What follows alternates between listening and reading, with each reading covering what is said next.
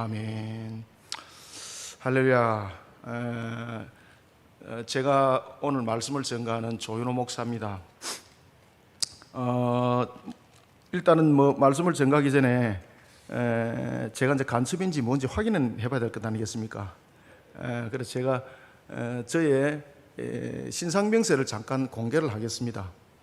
저는 원래 이 말씀을 전가할 때 스타일이 간증하고 이런 스타일은 아닙니다. 그런데 오늘은 수요예배 3주 동안에 있을 동안에는 저의 사역과 저의 모습을 중심으로 말씀을 전가하겠습니다. 원래는 제가 이제 말씀을 전가할 때는 말씀을 풀어서 가르치는 그런 일들을 제가 하고 있거든요. 그래서 아마 제가 이렇게 설교하면 우리 교인들 아마 깜짝 놀랄 겁니다. 그리고 오늘 제가 이제 말씀을 전가하는 속에서는 제가 이제 목회를 하면서 저는 목회를 하면서 제 정체를 잘 드러내지 않습니다. 왜 그런가 하면 저의 부끄러운 과거들이 너무 많기 때문에. 원래 부끄러운 과거가 많은 사람들은 주님의 은혜입니다 이러면서 다 덮어버리잖아요. 저는 그렇게 목회를 하는 사람입니다. 그런데 오늘은 저의 모습을 조금 드러내야 되겠다. 왜냐하면 그 속에 하나님께서 또한 세우신 목적과 이유가 있기 때문이다. 저는 주님의 명령에 따라서 움직이는 사람입니다.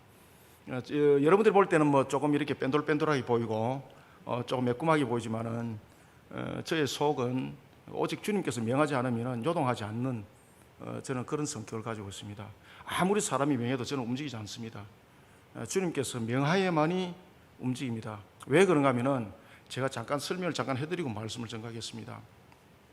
나중에 이제 뒤에서도 말씀드리겠습니다만은 저는 지금 제가 살아있는 이 육신이 저의 육신이 아닙니다.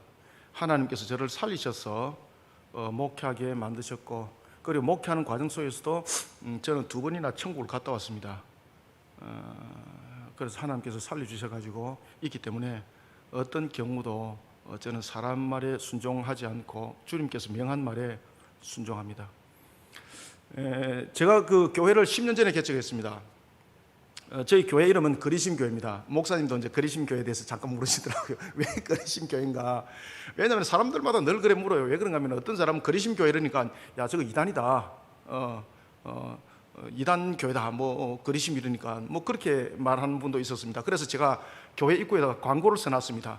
우리 교회는 이단이 아니고 신명기에서 이렇게 제가 말씀을 교회를 정했습니다 라고 이렇게 정했었습니다. 저는 그 제송동 쪽에서 이렇게 이제 개척을 할 때 제가 타임을 잠깐 해놓고 하겠습니다. 왜냐하면은 이게 제가 또 필 받아가지고 또 이거 또 시간 또 지나가면 안 되니까.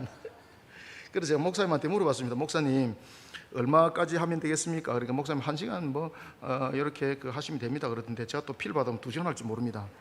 그래서 이렇게 올려놓고 시작하겠습니다. 10년 개척한 지 10년이 되었습니다.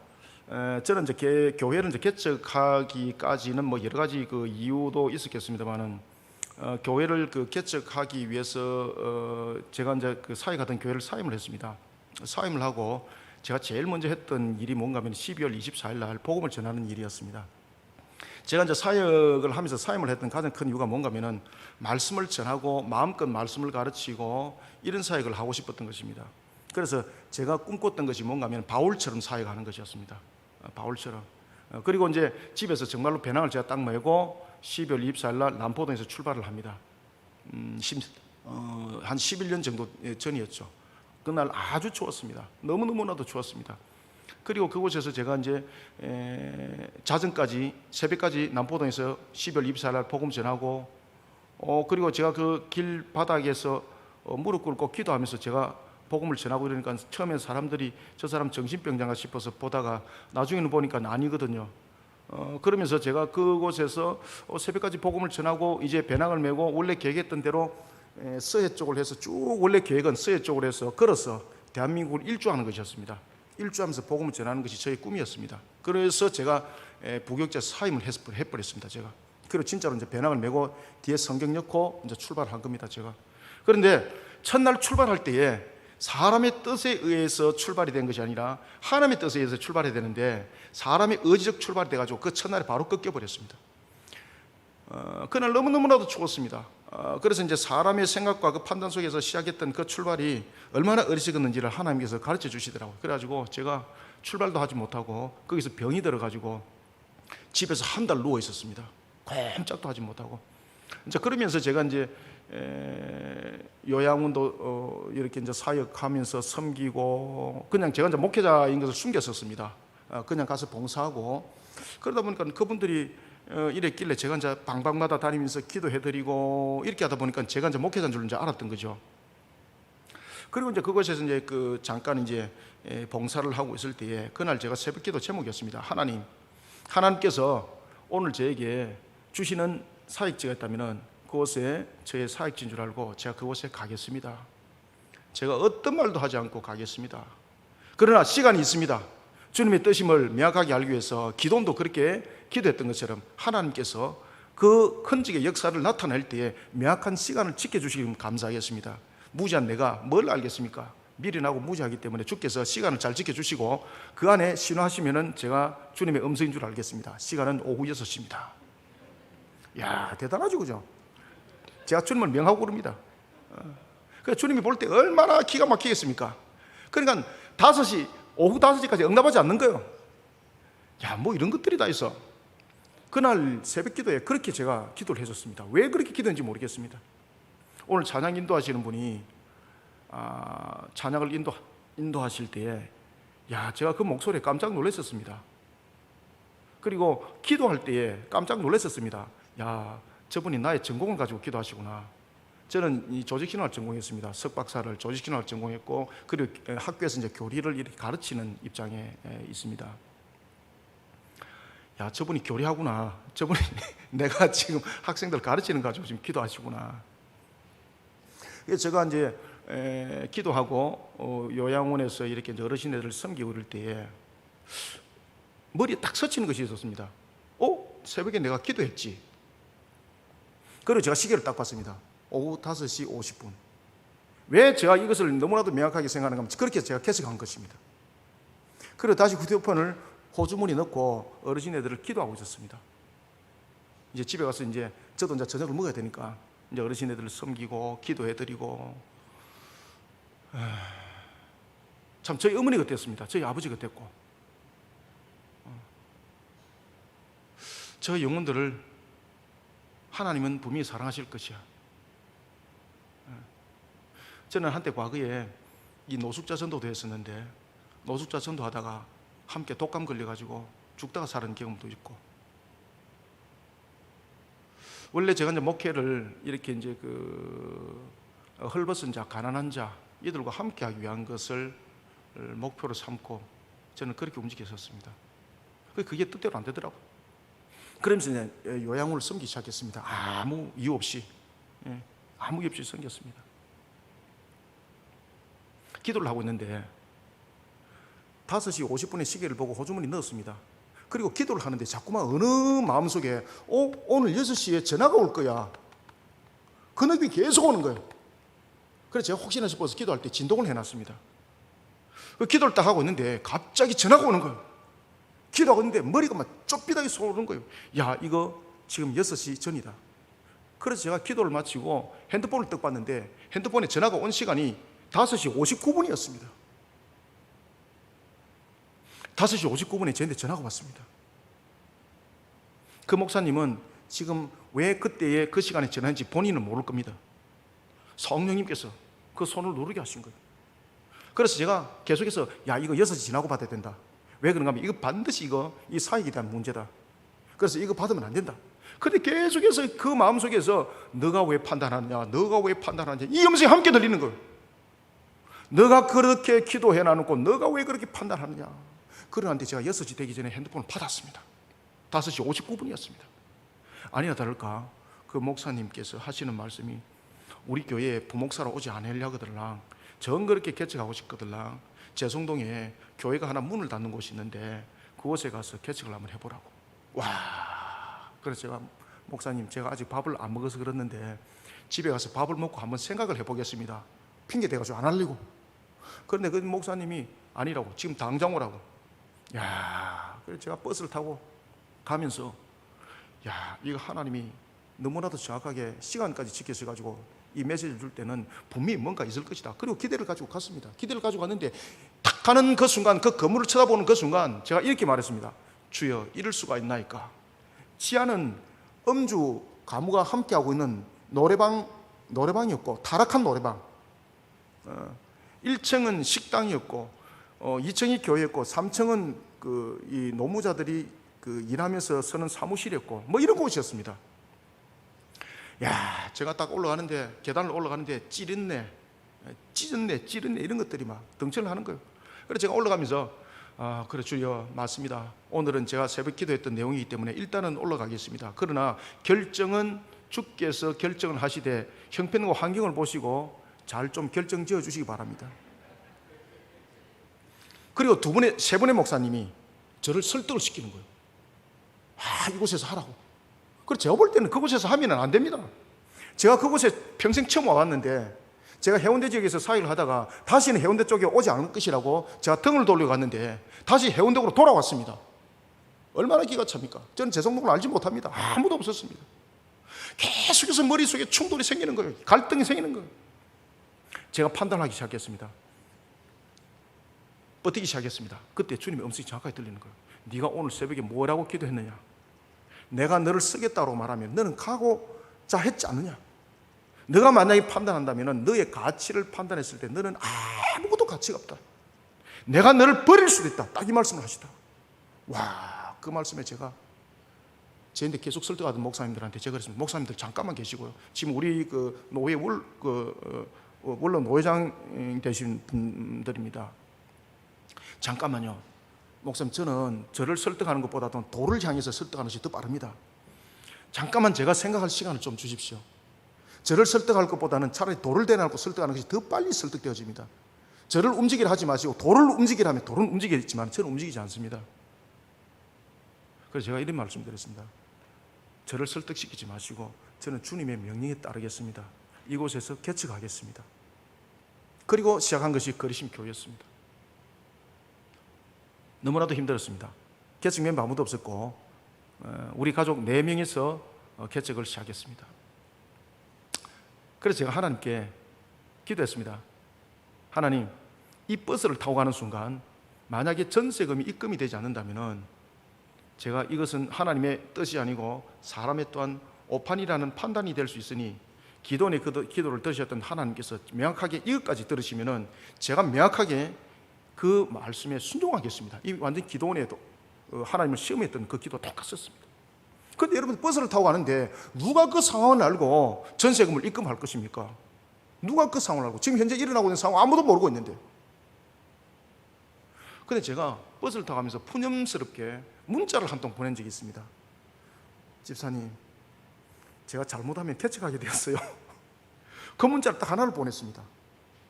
그런데 버스 안에서 그 문자를 보냈는데 전화가 왔습니다. 목사님, 개척하시는데 그게 혹시 전세금이 얼마신가요? 제가 버스 안에서 돌아가시는 줄 알았습니다. 지금 버스에서 내릴 때까지 이 응답이 오면 안 되는데 백석고에서 그 응답이 그냥 와버린 겁니다. 그냥 이것을 어떻게 해야 되나, 이거를 어떻게 거부를 해야 되나. 그래서 제가 집사님을 설득시켰습니다. 집사님, 그리하지 마시고 무리하지 마시고 주께서도 너무 무리하시는 것을 기뻐하지 않으니까 그냥 기도만 하시고 그냥 이렇게 하시면 됩니다. 아직도 확정 지은 것이 아닙니다. 그러니까 너무 그래 신경 쓰지 마세요. 그러면서 제가 전화를 끊었습니다. 그런데 놀랄 사실은 그 전화를 끊고 저는 안심하여서 버스에 내리는데 어떻게 계좌를 알고 제 통장에 전세금이 그대로 다 들어와 버렸습니다. 제가 그날 저녁에 죽는 줄 알았습니다. 주님이여, 이 양에 주님께서 세우시려면 좀 삐까뻔쩍한 데 보내시든가, 안 그러면 내 뜻대로 정말로 내가 하고 싶은 사역을 보내시든가. A도 아니고 B도 아니고 분명히 C인데 이거는 아니잖아요.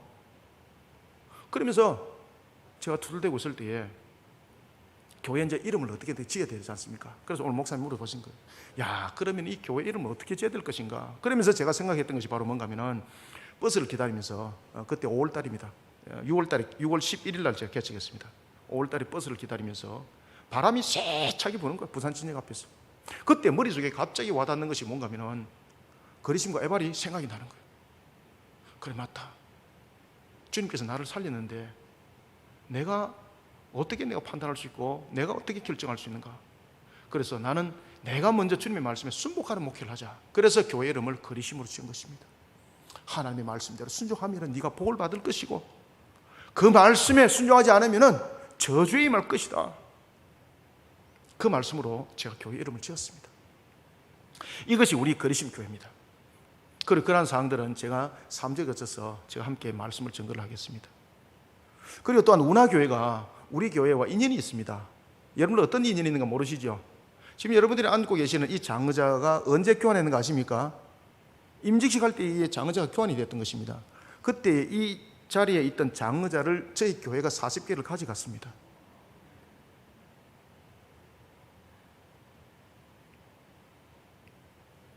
그 장의자 40개가 놓여지고 저희들이 교회가 이제 이사를 또 2번 했습니다. 처음에는 교인들이 아무도 없었습니다. 가족 4명으로 시작했습니다. 2년 반 동안 아무도 없었습니다. 그런 속에 코로나가 있기 전까지 하나님의 놀라운 역사들이 이제 일어나기 시작합니다.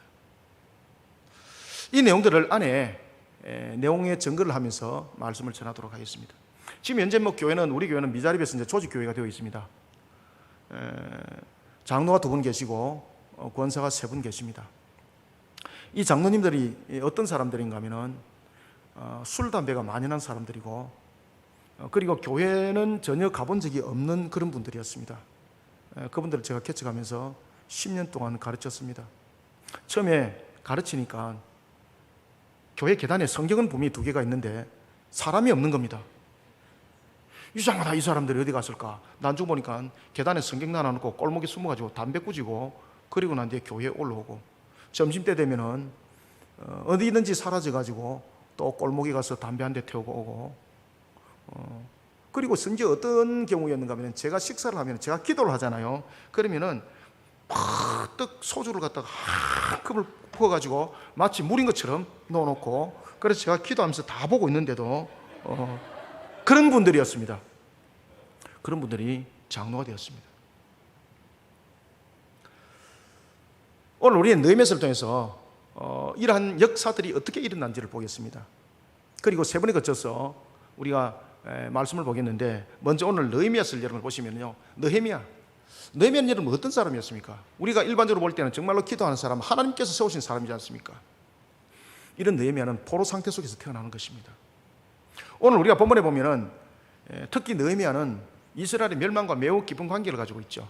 이스라엘의 멸망의 역사를 먼저 우리가 보면은 BC 586년에 성전이 무너지지 않습니까? 이스라엘의 역사는 곧 성전의 역사거든요. 제가 두서없이 여러분들에게 설교할 수도 있습니다. 제가 이제 교회를 이제 개척하면서 총신신대원에서 체포를 부탁한다 그러면서 저한테 연락이 한번 왔었습니다. 코로나 있기 훨씬 전에.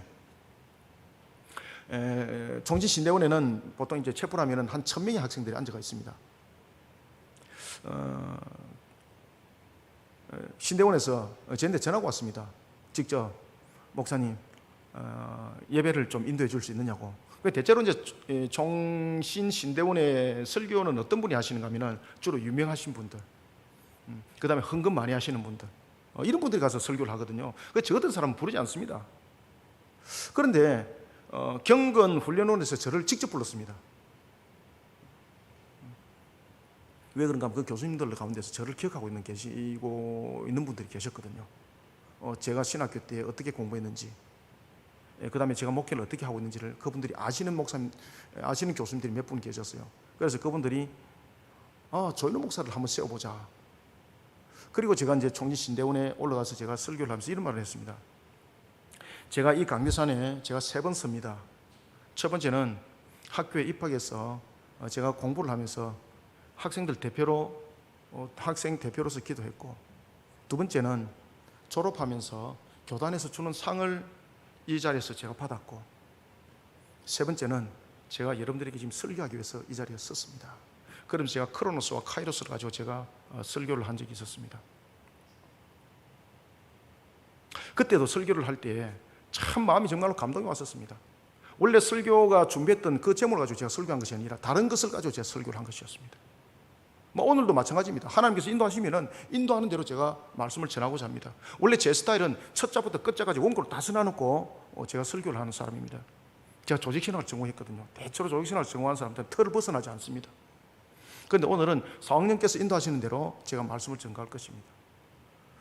좀 전에 여러분들에게 말씀드렸던 건 BC 586년 이스라엘이 무너진 때입니다. 성전이 파괴된 때입니다. 그리고 난 뒤에 이스라엘의 역사는 회복 역사가 세 번에 일어나는데, 한 번은 BC 537년에 일어나고, 또 한 번은 BC 458년에 일어나고, 또 세 번째는 444년에 일어납니다. 첫 번째 회복은 여러분들이 잘 아시는 고레스가 왕으로 있을 때에 페르시아의 초대 왕이었죠. 그때에 이스라엘의 인도자는 스룹바벨이었습니다. 그리고 두 번째와 세 번째의 왕은 바로 페르시아의 제5대 왕이었던 아닥사스다가 왕이었을 때에 BC 458년과 그리고 444년에 이스라엘의 예루살렘 귀환이 일어나게 됩니다. 그때에 두 번째 포로의 귀환의 대표는 여러분들이 잘 아시는 바로 스룹바벨이었고, 그리고 세 번째는 오늘 본문에 나타나고 있는 바로 느헤미야였습니다. 첫 번째가 스룹바벨이고 에스라야, 두 번째가 에스라였고, 세 번째가 죄송합니다. 첫 번째가 느헤미야였고, 두 번째가 에스라였고, 세 번째가 여러분들이 잘 아시는 느헤미야였습니다. 두 번째가 이제 에스라였죠. 에스라와 느헤미야는 동시대의 사람들이었습니다. 느헤미야가 예루살렘으로 돌아갔을 때의 그 이유가 바로 성벽을 재건하는 것이었습니다. 느헤미야가 성벽을 돌아보니, 야, 이거는 성벽이 무너졌는데 정말로 마음이 무너지는 겁니다. 그가 성벽을 복원시키는 데 있어서 이게 사람의 방법으로서는 할 수 있는 길이 없었습니다. 그러면서 그가 제일 먼저 했던 것이 뭔가 하면 기도하는 것이었습니다. 여러분들, 우리가 어떤 일들을 할 때에 제일 먼저 출발점은 기도입니다. 그런데 이 기도도 그냥 이루어지지 않습니다. 무엇보다도 우리의 의지적 결단이 함께 일어나야 되는 것입니다. 느헤미야의 특징이 무엇인가 하면 바로 기도하는 지도자였습니다. 그리고 또한 느헤미야의 두 번째 특징은 뭔가 하면 실천하는 지도자였습니다. 그 속에 의지가 함께 있는 것입니다. 우리의 신앙이 의지가 결부되지 않으면 정말로 우리의 신앙은 그저 유리장 속에, 그리고 새장 속에 넣어놓은 하나의 신앙이라는 형태만 가지고 있을 뿐입니다. 하나님께서 우리에게 자유의지를 주었습니다. 우리에게 의지를 주었습니다. 이 의지는 하나님을 경배하는 측면에서 우리 의지가 하나님을 영광스럽게 발동하는 측면에서의 자유의지인 것입니다. 느헤미야가 예루살렘 성벽을 돌아보면서 자신이 무엇을 해야 될지를 먼저 돌아보게 됩니다. 그러면서 오늘 본문에 나타나고 있는 것처럼 느헤미야는 두 가지를 강조합니다.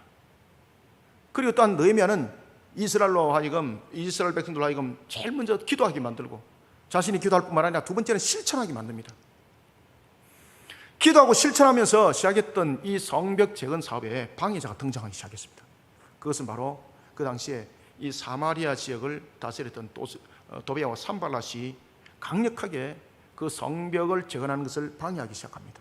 이 성벽을 막는다는 것은, 성벽을 짓는다는 것은 이 하나의 경제적 구역을 정하는 것이고, 정치적 구역을 정하는 것이고, 종교적 구역을 정하는 것이기 때문에 사마리아가 전체적으로 다스릴 수 있는 구역이 줄어드는 것입니다. 그러니 도비아와 산발랏이 용납할 수 없는 거죠. 왜 그런가 하면 자신들의 경제적 구조, 자신들의 그러한 세력들, 그 구성들이 그 예루살렘에 함께 있었기 때문입니다. 이들이 성벽을 재건하는 느헤미야를 집중적으로 공격하기 시작합니다. 지금 우리가 살아가고 있는 이 시대를 여러분 돌이켜 보십시오. 코로나라는 이 문제가 우리를 집중적으로 우리의 신앙을 공격하고 있습니다. 우리는 이 시대를 향해서, 이때를 향해서 주님의 음성을 들을 수 있는 그런 모습들이 되어야 하는 것입니다. 우리는 느헤미야의 이 당시를 통해서 위기의 코로나를, 우리는 영적 전투를 통해서 어떻게 이것을 물리쳐야 되는 것인가, 오늘 이 본문들을 통해서 우리가 세 가지를 보겠습니다.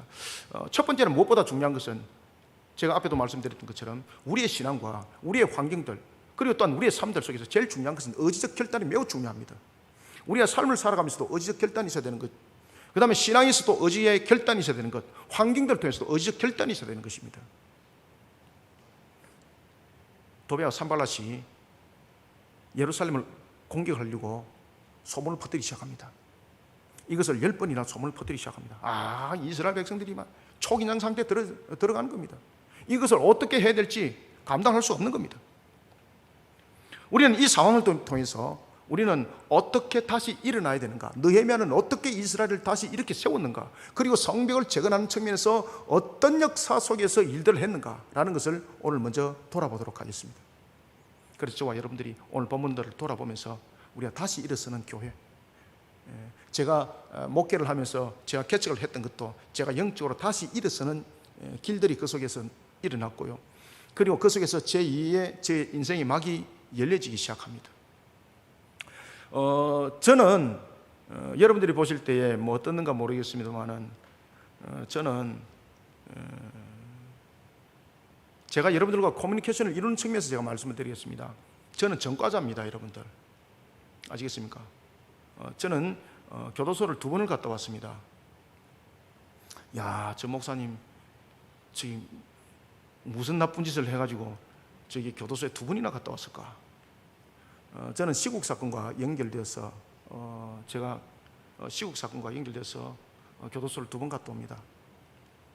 그래서 저는 대통령 선거를 2번 못했습니다. 저는 출국 금지가 금지당해가지고 외국을 저는 못 나갔었습니다. 그리고 제가 이제 사면 복권이 김영삼 대통령이 대통령 되고 난 뒤에 제가 사면 복권되었습니다. 저를 목사로 만들었던 동기가 그 속에서 다 일어나는 겁니다. 여러분들이 잘 아시는 왜 교도소 갔다 오면은 호적에 빨간 줄 꺼인다 그러잖아요. 지금은 모르겠습니다만은 제가 있을 때 정말 그랬었습니다. 제가 결혼을 하려고 호적 등본을 뗐는데 제 호적에 빨간 줄이 쫙 이렇게 꺼져 있는 겁니다. 야, 그래서 교도소 갔다 오면 이렇게 표가 나구나. 저는 혼란의 때를 살아왔었습니다. 저는 민주주의를 주장하면서 투쟁 전선에 달려왔던 한 사람 중에서 그런 사람이었습니다. 제가 서쪽 검찰청에 이제 붙잡혀 가기 전까지 수배가 된 상태 속에서 그리고 이제 잡혀가고 심지어 저는 보안사에서 생명까지 위협을 받으면서 도피 생활을 하다가 제가 붙잡히게 되었습니다. 그리고 정부에서 주는 일식 3찬에 밥을 먹고 제가 생활했던 적이 있습니다. 그때에 제 마음을 요동시키게 만드는 것이 있습니다. 저는 원래 주일학교 출신이었습니다. 그러면서 제가 이제 주장했던 것들이 뭔가 하면 인간 해방론이었습니다.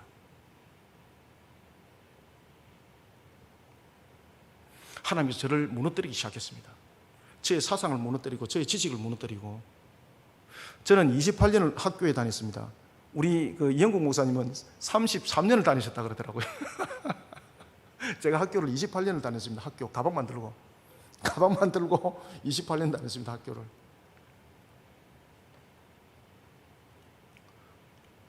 사상이 제게는 종교보다 더 강했습니다. 그래서 이념과 사상이 무서운 겁니다. 저는 생명을 걸고 그 일들을 했습니다. 죽을 것을 각오를 하고. 그래서 교도소에서 몇 년 사는 것은 그냥 껌값으로 생각하고 있었습니다. 그런데 저 마음을 흔들어 놓고 요동시키게 만드는 분이 있었습니다. 그분이 바로 누군가 하면은 하나님이셨습니다. 어느 날 갑자기 교도소에 있는데 성경 읽고 싶은 거예요.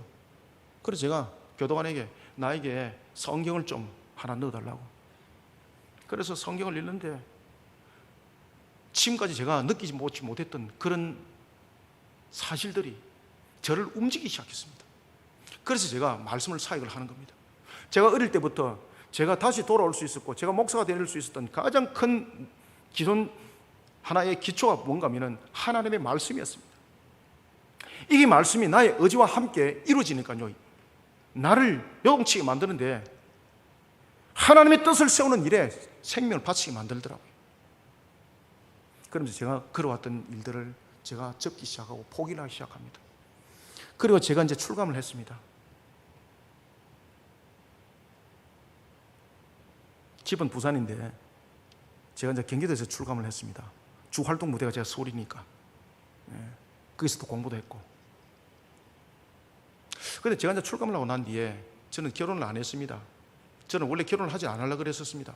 왜 그런가 하면 늘 저와 함께 부딪히는 문제들이 많았고 그리고 집에 늘 도청이 되었고 그리고 저로 인하여서 저 동생까지 군복무 상태에 있던 동생까지 영향력을 끼치게 되었고, 그러니까 그냥 나 혼자 있는 그 스타일이 좋았었습니다. 그래서 저는 결혼을 안 하기로 저는 작정을 했는데, 근데 제가 이제 출감을 하고 보니까 저로 인해서 한 여성이 피해를 입고 있었습니다. 그리고 저로 인해서 많은 사람들이 사실은 붙잡혀 가서 교도소에서 콩밥을 먹고 있었습니다.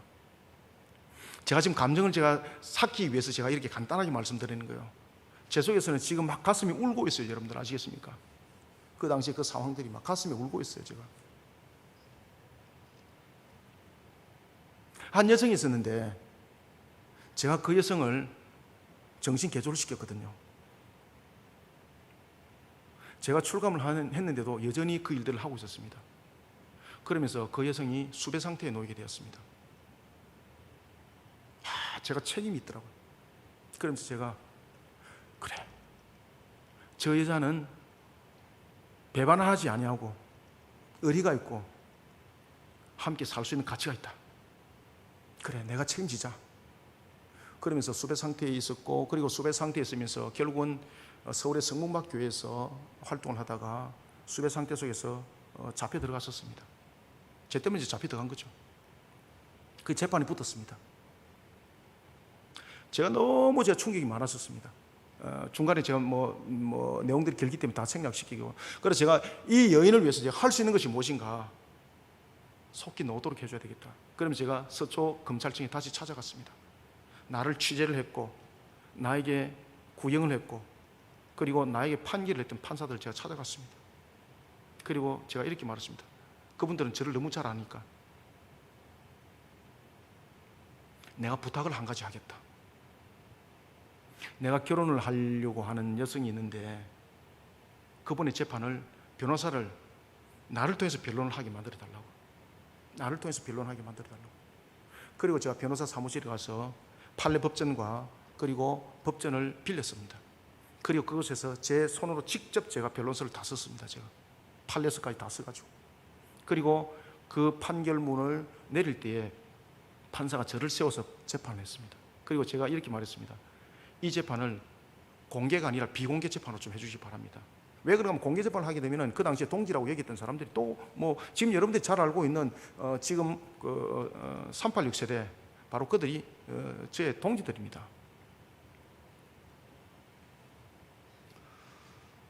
그리고 제가 그 재판을 하면서 제가 판사에게 이렇게 말했습니다. 판사님, 제가 부탁을 하나 하겠습니다. 저로 하여금 고향을 내려가게 선물을 하나 주시고 이 여인을 해방시켜 주시기 바랍니다. 나로 인해서 상처받은 사람입니다. 내가 책임지고자 합니다. 그래서 이 여인을 석방시켜 주십시오. 그리고 판사가 판결을 신속하게 내립니다. 그리고 그 여인이 제 부인이 됩니다. 그리고 지금 함께 목회를 하고 있습니다. 우리 아내가 그럽니다. 부모에게 평생 효대해보지 못하고 늘 부모에게 어려움들만 주고 목회하면서도 그렇게 우리는 살아가고 있다고. 이 속에서 저희 부부들이 제일 중요한 것은 만약에 옛 것에 과거에 치중되어 있었고 그리고 우리의 모습 속에 치중되어 있었다면 우리의 목회는 아마 끝났을 것입니다. 하나님께서 그것까지 다 살리시더라고요. 사도 바울을 하나님께서 기억하시고 그의 모든 건성과 그의 모든 하나의 모습을 살렸던 것처럼 저도 똑같이 하나님께서 살리시더라고요. 그래서 저는 제가 이 목회를 하면서 제일 먼저 나의 의지를 꺾게 하시면서 나의 의지를 다시 세울 하나님. 그래서 우리는 제일 먼저 다시 일었을 때는요, 의지의 결단이 있어야 합니다. 그래서 먼저 첫 번째는 우리가 7절부터 9절을 통해서 지치고 힘들지만은 결단하고 우리는 다시 일어서는 의지를 가져야 합니다. 세상은 교묘합니다.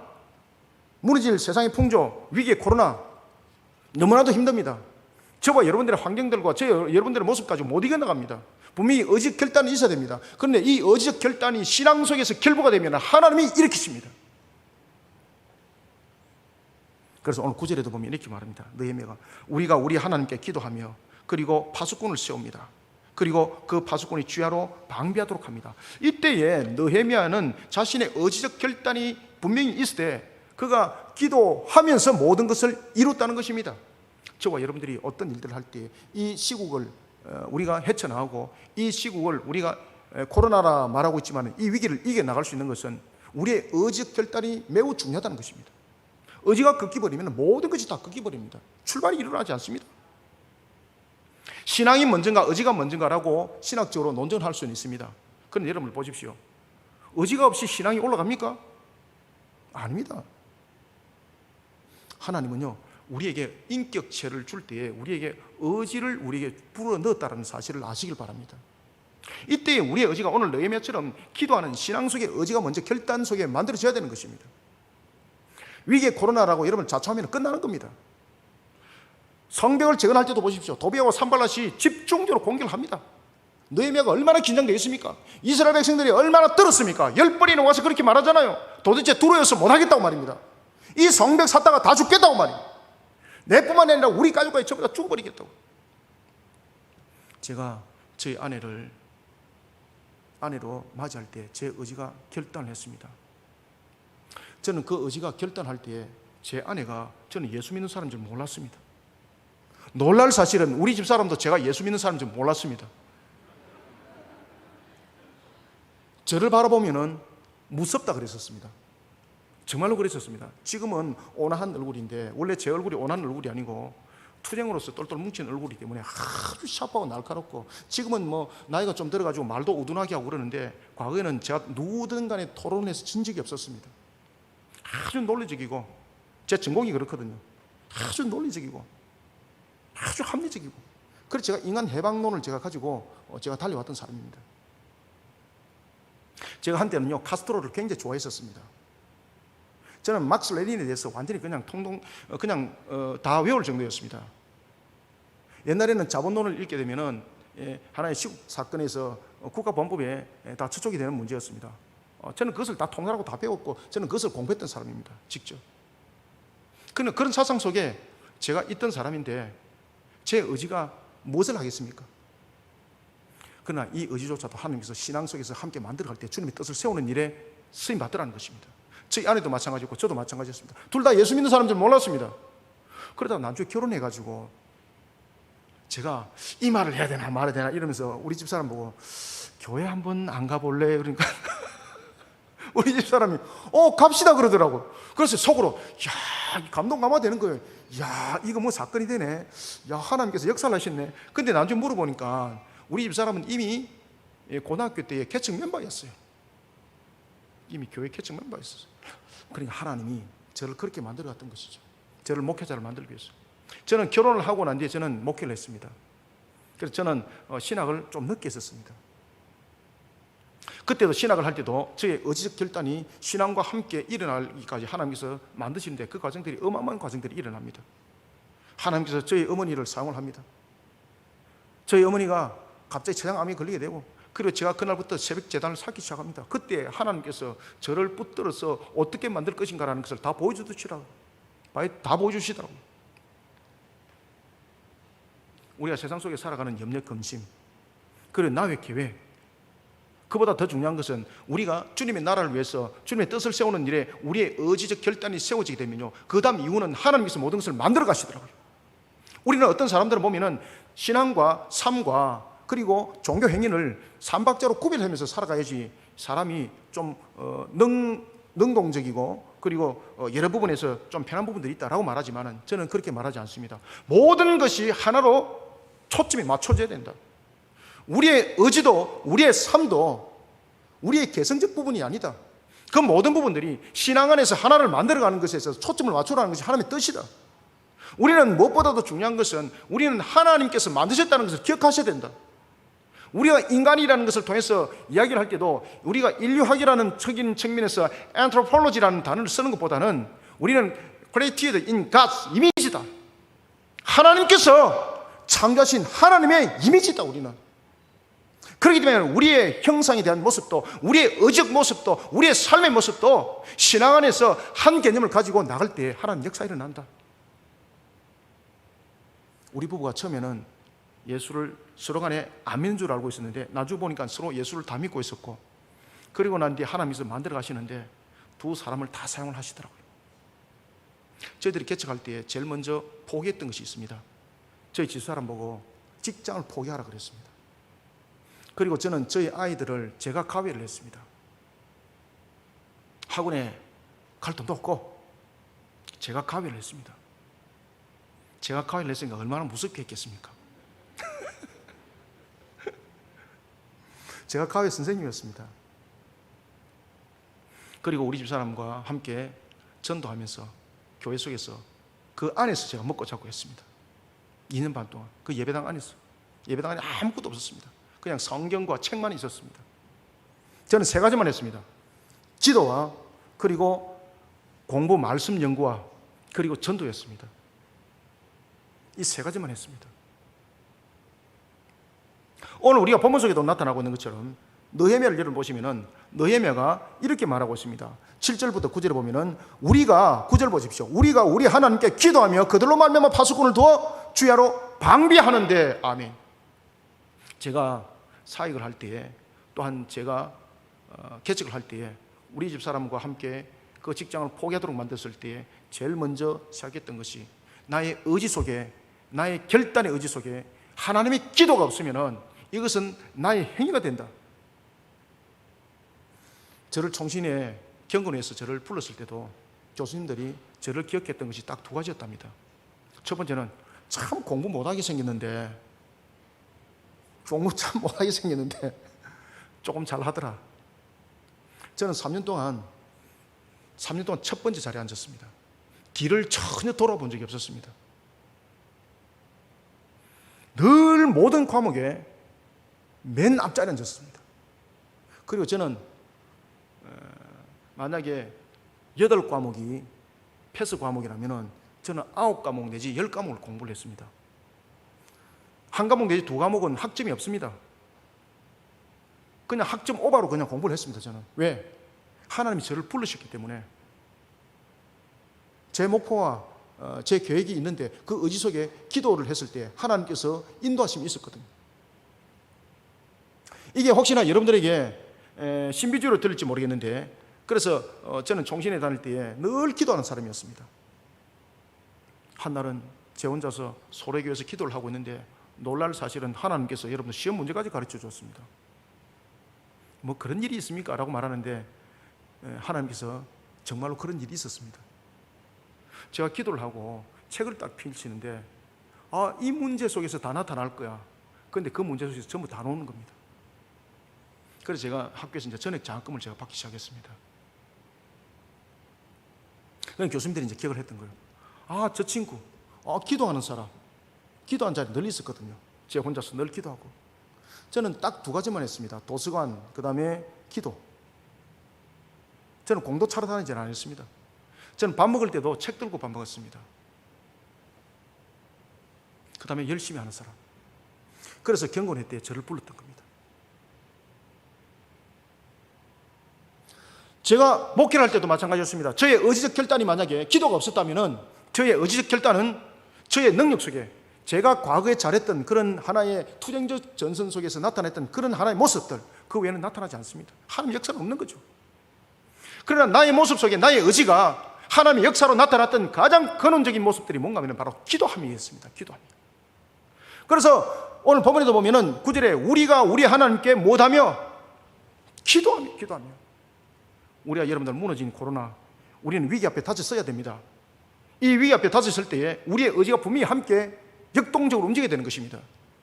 그래서 저는 신앙이라는 이 단어를 명사로 쓰기를 싫어합니다. 저는 신앙이라는 이 단어를 동사로 쓰라고 말합니다. 저는. 그래서 이야기는 동사로 표현해라. 역동적인 동사로 써라. 그 속에 무엇이 있다는 이야기입니까? 의지가 있다는 겁니다. 의지가 있을 때 그냥 나의 의지가 아니라 기도하는 의지라는 것입니다. 기도하는 의지. 느헤미야 의지가 바로 이런 의지였습니다. 저를 따라합니다. 느헤미야는 기도하는 의지였다. 아멘. 여러분들이 다음에 오실 때에 주변에 많은 분들 모시고 오십시오. 저는 능력 없습니다. 그런데 저는 하나님 앞에 진솔합니다. 놀랄 사실은 하나님이 저를 통해서 역사 일으킵니다. 여러분들은 지금 못 느끼지만은요, 성령께서 여러분들 지금 다스리고 있어요. 하나님이 저를 씁니다. 저는 여기에 대해서 확신을 가집니다. 이거는 저의 의지적 결단이 아닙니다. 제가 이렇게 목회를 하기까지, 이 자리에 세워지기까지 그런 과정들이 있었던 것입니다.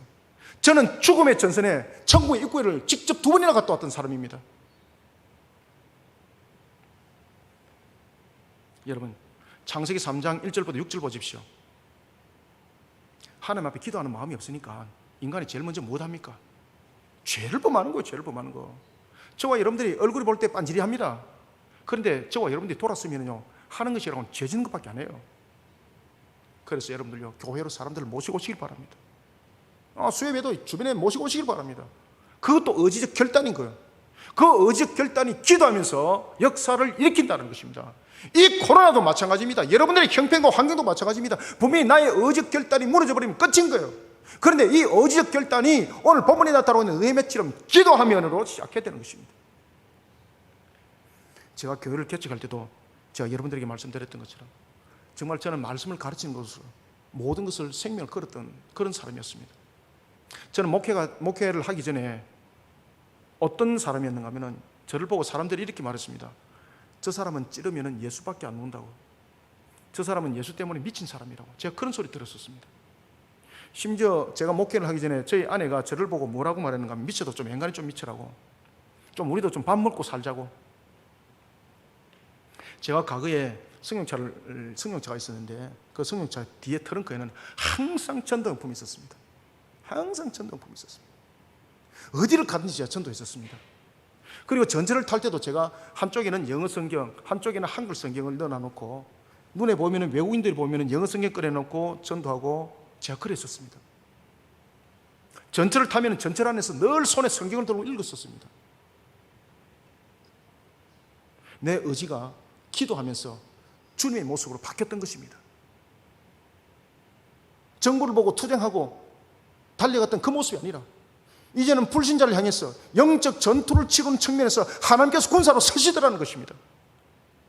그러니 그 어느 누구도 행하고자 하지 않았던 그 개척을 하나님께서 그 문을 그렇게 쉽게 여는 겁니다. 하나님 이래 하지 마세요. 제발 버스 안에 타고 왔을 때 이 전세금 해결되지 않게 역사하여 주옵소서 기도하고 있는데 그냥 역사하면서 전세금이 그냥 버스 안에서 해결돼 버리고, 하나님 제발 나를 이래 하지 마옵소서 라고 말하면서 나의 모습은 어느덧 의지가 주님의 일을 하고 싶은 것에 움직이니까 성령께서 더 역사를 크게 일으키더라는 것입니다. 저는 2년 반 동안 교회에 지금 제가 이제 타고 다니는 봉고도 다른 교회에서 이렇게 지원받은 겁니다. 17년 된 차입니다. 잘 돌아가고 있습니다.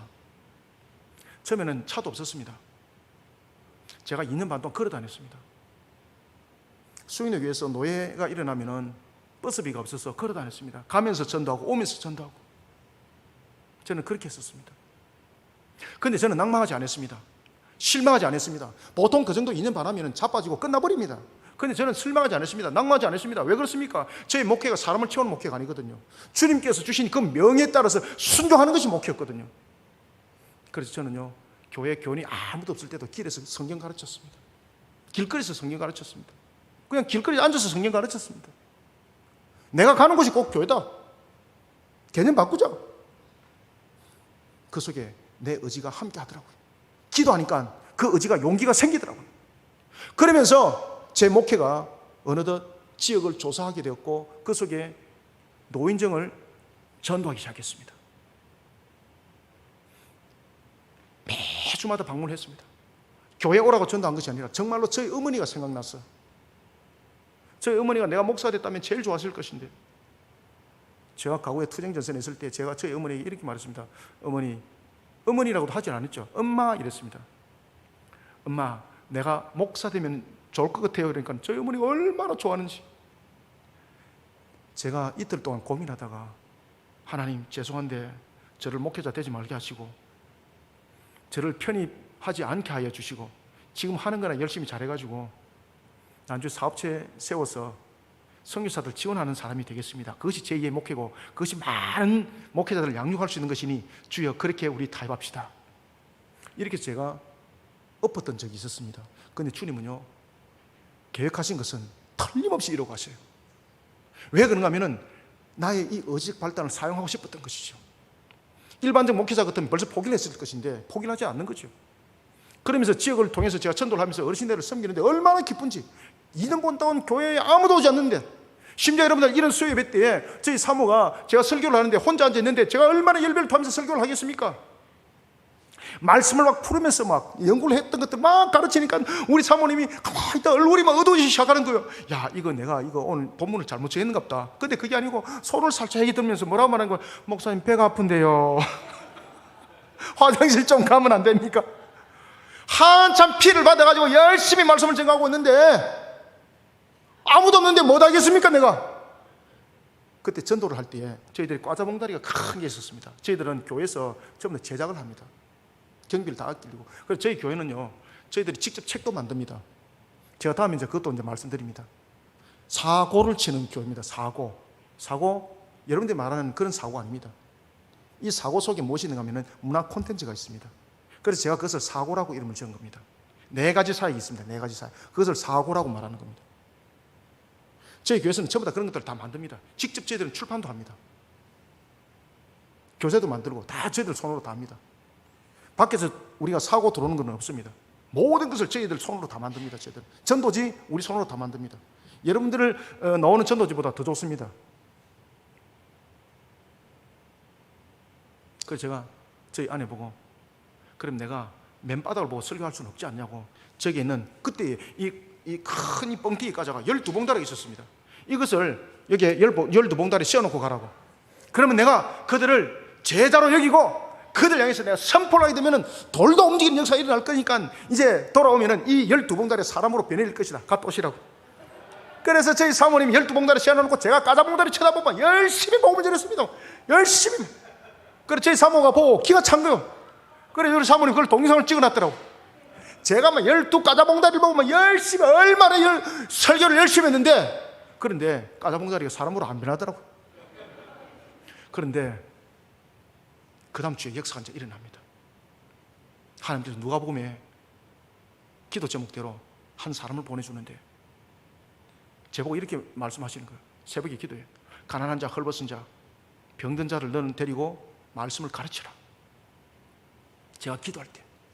그런데 그렇게 기도할 때 새벽에 한 사람이 술 취하고 올라와서 제가 기도하고 있는데 툭툭 치면서 벗어 뭐요? 지하가 무엇이라고요? 음주, 가무, 퇴폐한 거. 이 사람이 지하에서 그렇게 술 먹고 여기 올라와서 보니까 교회가 있는데 맨 사람이 앞에서 막 혼자서 기도하고 있거든. 이게 보니까 안 됐잖아요. 그러면서 그 술 취한 사람이 교회를 며칠 오기 시작하는 겁니다. 근데 며칠 오기 시작하는데 그것이 하나님의 은혜가 아니고 열받게 하는 그런 역사를 일으키는 것입니다. 한날은 와가지고 제가 설교를 하는데 뒤에 되게 이렇게 기대가지고, 목사님 재미없어요. 목사님 차비 주세요. 내 이제 갈랍니다. 보고를 살살 올리는 거예요. 그래서 제가 이 냄새 주여 이리 하지 마시고, 이 나의 더러운 건성이 다시 살아나지 말게 하시고, 내가 새 사람 돼가지고 목사 됐는데 나의 옛사람은 이미 죽어버렸는데 주여 저를 돌아보면서 형제를 보게 하시고 하나님 형상 보게 하옵소서라. 눈을 뜨는데 하나님 형상이 안 보이고 저놈 나쁜 놈으로 보이는 겁니다. 그래서 설교 다 하고 주기도문 다 하고 난 뒤에 제가 딱 강대상 앞에 딱 내려와서 이렇게 말했습니다. 지금부터 내가 10번씩 할 때까지 네 안 나가면은 네 오늘 여기서 살아서 못 나간다. 10번씩 할 때까지 네가 여기서 안 나가면은 내가 과거에 어떤 사람인가를 내가 딱 보여주겠다. 내가 어떤 사람이라고요? 별이 2개, 별이 2개, 별이 2개. 그래도 교도소 갔다 왔잖아요. 거기서 별 희한한 거 다 배웠거든요. 거기서 술 만드는 것도 배우고 화토 만드는 것도 배우고, 하여튼 그것은 나쁜 짓 배워온다 그러잖아요. 배워올 수밖에 없어요, 여러분들요. 그래서 제가 5, 6 그때까지 막 장난으로 치는 거예요. 7 이러니까 경색하면서 목사님 무서워요. 아무 소리는 8 이러니까 목사님 잠깐만요. 9 갈게요. 그렇게 하고 났는데 제가 얼마나 울었는지 모릅니다. 제가 주님, 나의 옛 모습이 또 드러나군요. 나의 새 사람은 가버리고 나의 옛 사람이 다시 나를 다스리니 진짜로 슬픕니다 이거. 그래서 그것 때문에 제가 울었습니다. 제가 막 통곡을 하면서 울었습니다. 새벽에. 옛 사람이 살아나니까 얼마나 억울해요 막. 그리고 다시는 주님 제가 옛 사람의 모습으로 살지 않게 하옵소서. 그런 뒤에 이 사람이 이제 복수를 하기 시작하는 거예요. 그 다음 주에 새벽에 기도를 드리고 있는데 뭐가 밖에서 어물어물 냄새가 나는데 이게 뭔 소린가 하고 갔는데 똥을 갖다 얼마나 싸고 갔는지 2층에 있고요. 그래서 제가 그걸 치우면서 얼마나 열받았던지. 그리고 그것을 치우면서 또 깨끗하게 청소해야 되잖아요. 호스를 틀어가지고 깨끗하게 닦았는데 그 물이 어디로 갔겠습니까? 그렇죠, 지하로 간 거예요. 지하에서 올라와가지고 교회에서 뭘 했길래 이래 똥물이 이상한 냄새가 지하에 이렇게 나옵니까? 그런 일들이 반복적으로 일어났었습니다. 나의 의지가 만약에 기도를 하지 않았다면 아마 목회를 그만뒀을 것입니다. 교인이 없으니까 헌금도 안 들어오잖아요. 생활이 안 되잖아요. 저는 지금까지도 제가 교회에서 사례를 저는 떨지는 않습니다. 그거 가지고 교회 사회 갑니다. 저는 그것이 편해요. 그것이 어느덧 제 체질이 돼버린 겁니다. 왜 그러냐면 하나님이 저를 살려줬거든요. 그래서 저는 그럽니다. 만일에 측정하려고 그러면 대한민국에서 최고로 많은 사례를 주든지 안 그러면 쏘배라. 그래서 측정해놓은 사례 가지고 저는 그것을 가지고 교회 사회 가는데 다 씁니다. 저는. 그러면은 목사님 어떻게 먹고 살아요? 하나님이 먹고 살게 해주시는 길을 열어주시는 거죠. 그래서 이제 학생들을 가르치게 하고, 그 다음에 다른 일들이 생기게 하고, 그 다음에 뭐 글을 써서 또 오기도 하고 뭐 이런 것들이 있습니다. 이제 지금은 어느덧 아이들이 이제 다 커서 둘 다 이제 월급을 받는데 고소득입니다. 우리 교회에서 헌금 제일 많이 합니다, 여러분들. 제가 가위 선생이었잖아요. 우리 아이 하나는 이제 그 대학교 때 이제 연구실에서 거기서 이제 교수님이 키워줘가지고 벤처 회사를 세우면서 우리 아이를 데리고 간 거예요. 무엇으로부터 시작했습니까? 내 의지가 일들을 할 때 기도하면서 하나님 만들어 가십니다, 여러분들. 그럼 여러분들이 어떤 일들을 할 때, 어떤 환경 속에 놓여졌을 때 제일 먼저 중요한 것은 그 환경 속에서 지배당하면 끝이라는 겁니다. 무엇보다 중요한 것은 내 의지가 분명히 확고해야 된다는 것이고, 그리고 이 내 의지가 확고할 때에 그냥 의지만 확고하게 되면은 죄 많은 내 옛 본성이 나타나서 그냥 엉뚱한 짓 하는 거예요. 아시겠습니까? 저처럼 아우 주 예수를 그리스도를 믿어라 이것이 아니고 아우 안 나가면 너는 죽었다 뭐 이거 옛사람이 살아나면 그래 되는 겁니다. 환경들과 여러 가지 형편들 속에서 우리는 무엇보다 중요한 것은요, 옛사람을 이겨나가는 의지가 되어야 되는 것입니다. 우리의 의지적 결단이 이때 우리의 옛사람을 이길 수 있는 이 의지는 기도 외에는 없습니다. 그래서 느헤미야가 모든 결정들을 할 때에 그의 의지로도 결단을 내립니다. 방백들을 세웁니다. 분명히 수비대를 구축을 합니다. 그때에 기도하면입니다. 기도하며. 코로나 시대가 여러분 겁납니까? 저는요 너무너무나 기뻐요. 제가 셋째 날 말씀드릴게요. 여러분들 지금 세일을 하고 있잖아요. 저는 처음에 세일을 별로 탐탁지 않게 얘기했습니다. 그런데 이 시대에 이길 수 있는 무기가 뭔가 아십니까? 바로 세일 조직입니다. 제가 세 번째 말씀드리겠습니다. 그래서 저는 지금 변형된 세일을 합니다. 그래서 그 속에서 사고가 있습니다. 사고 사역이 있습니다. 사고. 예고편이 화려하면은 본 프로그램은 재미없습니다. 그렇지만은 여러분들이 많이 모시고 오시길 바랍니다. 그래서 무엇보다 중요한 것은 우리는 기도하면서 시작해야 된다. 모든 환경들을 이겨낼 때 나의 의지가 분명히 결단이 나타나야 된다. 내 의지가 나타나지 않으면은 모든 것도 할 수 없다. 그러나 내 의지가 결단을 할 때 중요한 것은 기도하면서 의지의 결단이 일어나야만이 성령의 역사 속에서 하나님의 그림이 그려진다. 그리하지 않고 내 의지의 결단 속에서 내 판단 속에서만 만약에 결정이 이루어지면은 바로 옛 사람이 죄 짓는 모습밖에 나타나지 않는다. 바로 너의 모습이 바로 그런 모습이었던 것입니다. 우리는 이 위기의 시대에 다시 일어서야 합니다. 제일 먼저 우리의 의지가 결단이 있어야 되는 것입니다. 그때에 내 성질의 의지의 결단이 아닙니다. 내 성격의 의지의 결단이 아닙니다. 기도하면입니다. 기도하며 의지의 결단을 내리시길 바랍니다. 그러면 두 번째 우리가 10절 한번 읽읍시다. 10절 시작. 유다 사람들은 이르기를 흙무더기가 아직도 많거늘 짐을 나르는 자의 힘이 다 빠졌으니 우리가 성을 건축하지 못하리라 하고. 아멘. 두 번째는요, 신앙으로 영적 울타리를 쳐야 됩니다. 죄송합니다만 제가 지금 56분인데 제가 1시간이 아니라 1시간 한 20분 해도 되겠습니까? 네, 그렇게 하겠습니다. 감사합니다. 할렐루야. 이 하늘의 역사입니다, 여러분들. 이게 성령의 역사 아니면은 여러분들 여기에 대해서 죄인데 합의할 수가 없는 거예요. 성령의 역사. 야, 목사님 온갖 것 다 그냥 갖다 때려붙이네. 아닙니다, 여러분들. 우리는 성령의 역사는 사소한 것에서부터 인정할 줄 알아야 합니다.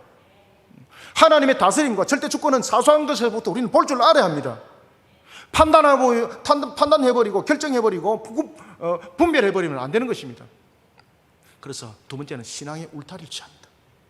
두 번째는 신앙으로 영적 울타리를 치시길 바랍니다. 신앙으로 영적 울타리를 안 치면요 다시 못 일어납니다. 여러분들 오늘 본문에도 보면은 10절부터 13절에 보면은 12절에 그 원수들의 근처에 거주하는 유다 사람들이 보십시오. 그 각지에서 와서 10번이나 우리에게 말하기를 너희가 우리에게 와야 하리라. 너희들이 우리에게 와야 하기를. 너희들이 우리에게 오지 않으면, 항복하지 않으면 너희들 끝장난다. 10번이나 왔다는 거죠. 여러분들 완전히 무너지는 거죠. 이때 느헤미야가 무엇을 했겠습니까? 느헤미야가 무엇을 했겠습니까? 12절 그 원수들이 10번이나 왔습니다. 그때 느헤미야는 오늘 본문에 보면은 백성들로 하여금 칼을 들게 하고 창을 들게 하고 활을 들게 합니다. 여러분들 우리가 창을 들고 칼을 들고 활을 들었던들 그것을 들었다고 무조건 이기는 겁니까? 안 그렇습니다. 중요한 것은 뭔가면요 신앙으로 영적 울타리를 안 치면은 그 무기는 능력 안 나타납니다.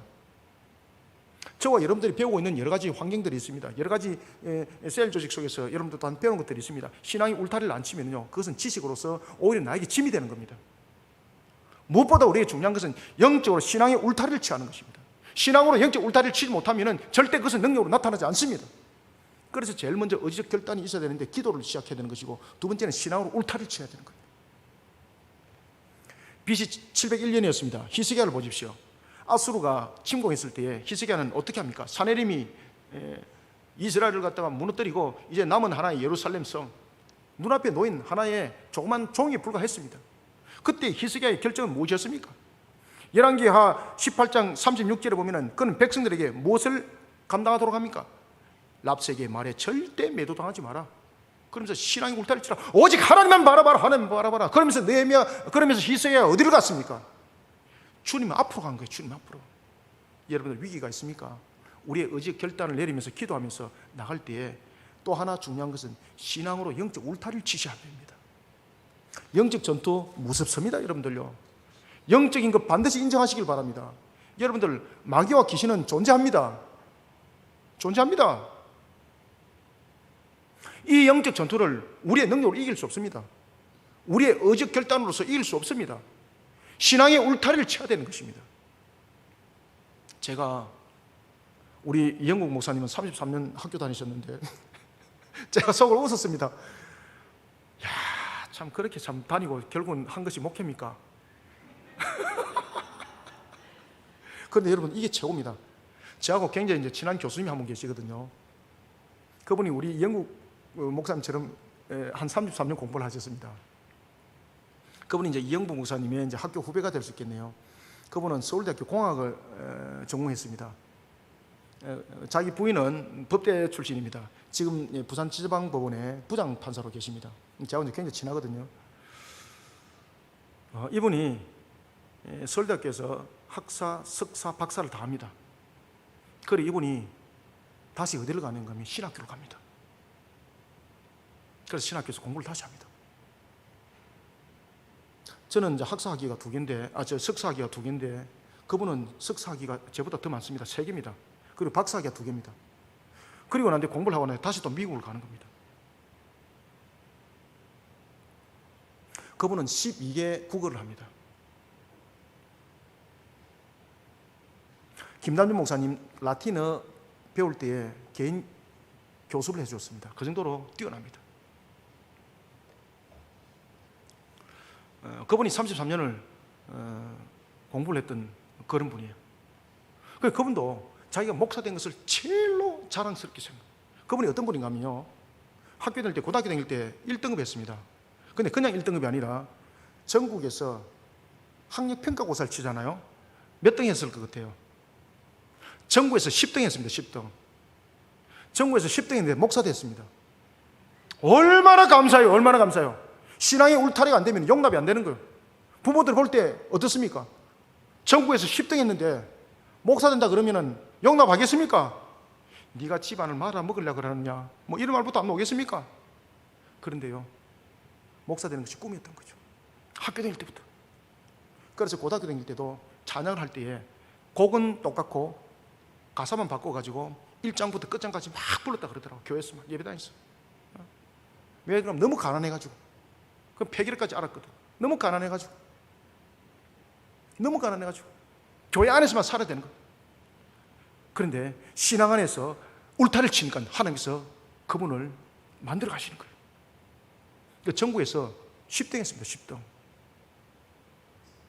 그럼 정부에서 10등 하면 대체로 자신이 결정 지을 수 있는 것은 다 할 수 있는 거지 않습니까? 그런데 그 속에서 자신이 선택한 것이 바로 신앙을 선택했습니다. 목사가 되는 것이었습니다. 그래서 오늘 저는 영국 목사님 정말로 존경합니다.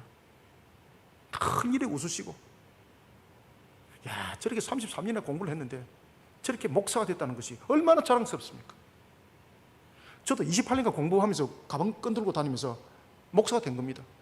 저는 제 친구들이 제가 목사가 됐다 그러면 깜짝 놀랍니다. 왜 그런가 하면 저처럼 합리적이고 아주 저처럼 논리 정연하면서 그렇게 싸워왔던 그 사람이 목사가 돼버린 거예요. 아무도 안 믿는 거, 아무도 안 믿는 거. 저희 아버지가 팔남매입니다. 저희 아버지가 팔남매인데 저희 아버지 팔남매 형제 가운데서 유일하게 예수 믿는 집안입니다. 저희 집안이. 그리고 저희 아버지, 저희 사촌들 족보 속에서 유일한 목사가 저입니다. 집안이 경사난 거죠. 신앙으로 울타리를 쳐야 합니다. 제가 공부를 할 때였습니다.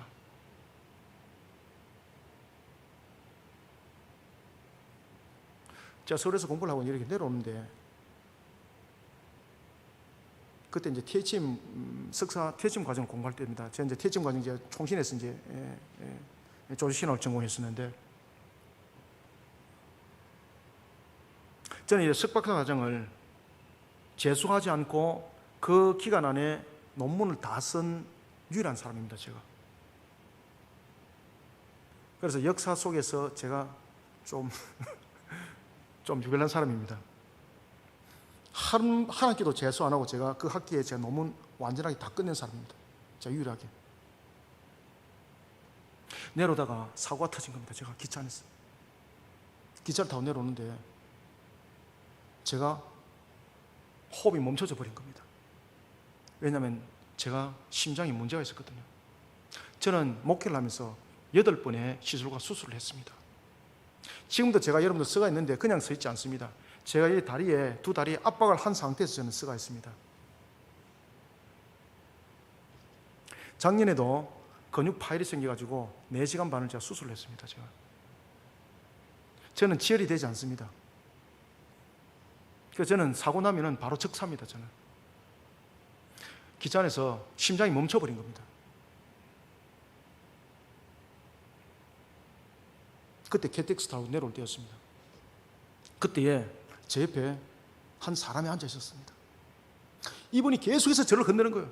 여보세요, 여보세요, 정신 차리세요. 정신 차리는 것도 있습니까? 정신이 끝나버렸는데 정신 차릴 것도 내가 그냥 호흡하고 내가 그냥 살아서 내가 걸어 나가지. 내가 죽어가고 있는데 여보세요, 여보세요, 정신 차리세요. 이러면 정신 차리지나 그게? 심장이 멈춰버린 거예요. 의식이 완전히 이제 가는 거예요. 그때에 그 몰려오는 공포, 지금도 제가 잊지 않습니다. 그 죽음의 여러분 순간에 있는 그 공포요, 끔찍합니다. 진짜로. 그 공포 안 느껴본 사람 모릅니다. 그런데 그 죽음의 공포와 함께 저에게 온 것이 있었습니다. 정말로 눈물이 확 흐르는 거예요. 주님, 나를 서신다 그랬잖아요. 이것이 끝입니까? 호흡이 안 되니까 제가 칼을 찼습니다. 왜? 목을 찔리고 목을 뚫으려고. 가방을 뒤지다가 의식을 완전히 잃어버린 거죠. 심장이 멈춰버린 그 상태 속에서 이제 완전히 가는 상태. 그 속에서 마지막으로 제가 이렇게 기도합니다. 하나님, 정말로 주님, 여기가 끝입니까? 이것이 나의 마지막입니까? 그럼 제가 통곡의 눈물을 흘리면서 가족이 생각나야 되잖아요. 근데 가족이 생각 안 나고 제 머릿속에 무엇이 제일 먼저 떠올랐을까요? 그래서 주님이 저를 그렇게 달아봤던 것 같아요. 마지막으로 제가 진짜로 천국에 입구에 갈 때 제 머릿속에 아무것도 없고 제가 이런 말을 했습니다. 주님, 주께서 세우신 교회는 어떻게 되는 거죠? 제가 그 말을 하고 제가 완전히 가버린 겁니다. 그때 제 옆에 의사가 있었습니다. 하나님께서 저를 살리시려고 옆에 의사를 두신 것 같아요. 이 사람이 저를 응급조치를 하고 그 다음에 기관실에 달려갔습니다. 빨리 기차를 몰고 가서 수술을 할 수 있는 제일 먼저 첫 번째 여기에 빨리 도착시키라고. 그리고 난 뒤에 119에 기차 안에서 연락을 하고, 그래서 KTX가 닿을 수 있고 저를 치료할 수 있는 곳이 대전역밖에 없었습니다. 대전역에 내려서 제가 119에 실려갔습니다. 기차 안에서.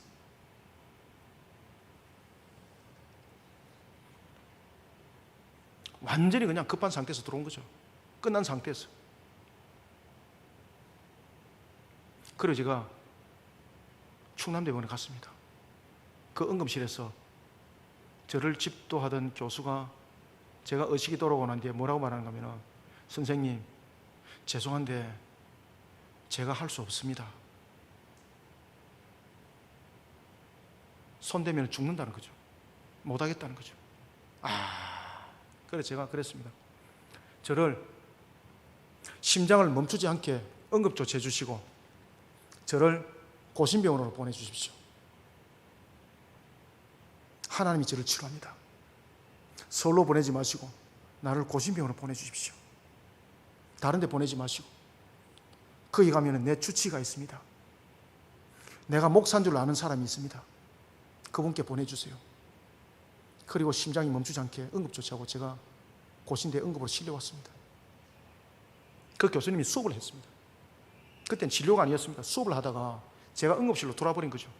놀래가지고 수업을 전부 다 포기하고 뛰내려온 거예요. 어찌된 것입니까? 그러면서 저를 이제 집도를 하려고 하는데 그분이 저를 굉장히 많이 집도를 했거든요. 저 안에는, 이 안에 스턴트가 굉장히 많습니다. 이 안에. 저는 금속 인간입니다. 그래서 응급조치를 취하고 난 뒤에 개복을 하려고 했습니다. 개복. 그런데 개복을 해서 심장에 대한 혈관을 이식을 하려고 했습니다. 수술 계획들이. 그런데 이식을 하려고 했던 그 부분에서 이식이 전부 다 포기돼 버린 겁니다. 왜 그런가 하면 이식을 할 수 없는 심장이 되어버린 겁니다. 한두 가지가 문제가 아니라 심장 자체까지 문제가 있기 때문에 손대면 죽는다는 거죠. 그래서 제보고 이런 이야기를 하더라고요. 목사님, 살아만 계십시오. 의사가 제보고 그 이야기했습니다. 그리고 이런 이야기 하더라고요.